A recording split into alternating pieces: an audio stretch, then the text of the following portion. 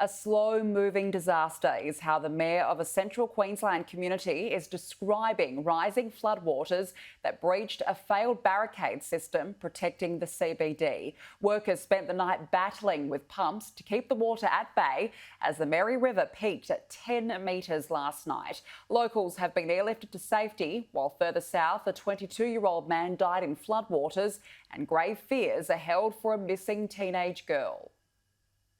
The rain has eased, but there's no stopping the water on the ground. It's a slow-moving disaster. I mean, the water is rising slowly. I mean, it's in buildings now. If you go down to the river, you'll see it roaring. The Mary River is roaring towards the ocean, but the actual way that seeps up into the city, it's a slow thing. Maryborough in Central Queensland has been evacuated after its levee system failed. Catastrophic and devastating failure in the barricade system, which we set up yesterday. Somehow one of the gates in the stormwater system underneath the barricade failed, which means the floodwater is coming up underneath the barricade.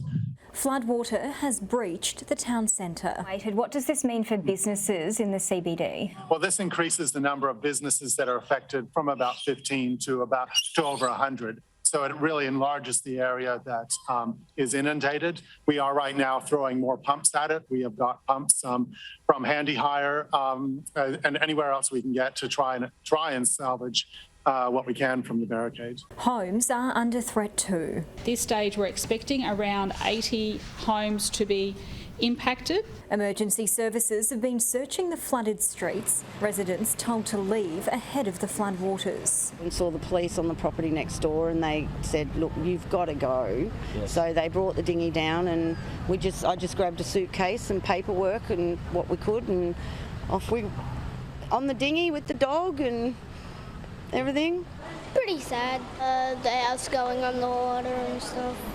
Locals are being warned of potential water and food shortages. They're also reminded not to drive on flooded roads. Rescue helicopters have been airlifting stranded drivers, including 2 people who were waving a sheet in a desperate bid to attract attention. One man was killed when his car was washed away, and authorities are looking for a 14-year-old girl who evacuated another car in floodwaters near Gympie. Very grave fears for this young lady. The region is prone to flooding. So 2013, it was coming up to our 3rd top step.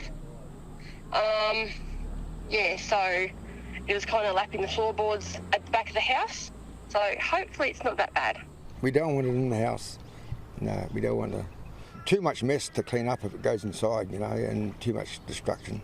But the downpour caused by ex-tropical cyclone Seth was a surprise. What happened here was 700 millimetres of rain fell in places like Glenwood and Cannigan, and so the flood has been roared down here very, very quickly with less than a day's notice. They're doing it really tough. These floods are very sudden. I have spoken with the mayor and certainly we'll be providing whatever support we can. The federal government is preparing to activate disaster relief payments. Preparations are also underway in the far north of the state.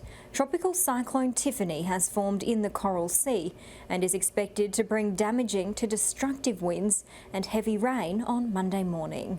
Anna Rawlings, Sky News.